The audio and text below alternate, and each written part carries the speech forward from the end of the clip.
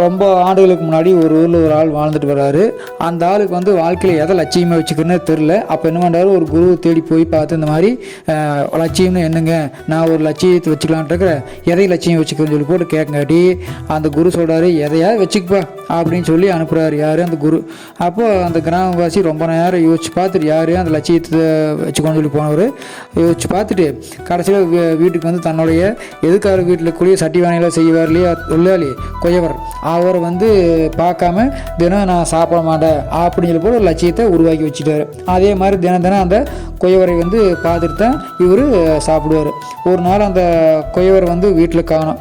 அப்போ அவர் பார்க்காம சாப்பிடக்கூடாதுங்கிறது தானே அவருடைய லட்சியம். என்ன பண்ணார், அந்த ஆள் அந்த கொயவரை தேடிட்டு எங்கேயோ அலையிறாரு. அப்படி அலையிறப்போ கொயவர் வந்து காட்டுக்கு மண் வெட்ட போனதை இவர் பார்த்தா சில பேர் சொல்கிறாங்க.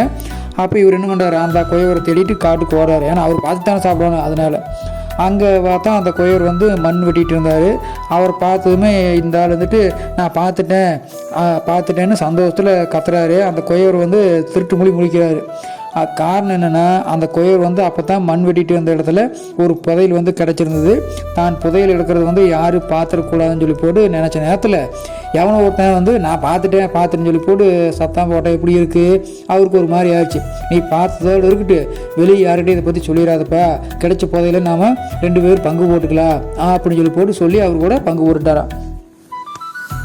இந்த கதை மூலியமாக நம்ம தெரிஞ்சுக்க வேண்டிய விஷயம் என்னென்னா, எதை செஞ்சாலும் அது முழு மன ஈடுபாடோடு செஞ்சோம்னா அது கட்டாயம் வெற்றியை பெற்று தரும் அப்படிங்கிறத நல்லா தெரிஞ்சுக்கணும். கதை கேட்ட உள்ளங்களுக்கு மிக்க நன்றி.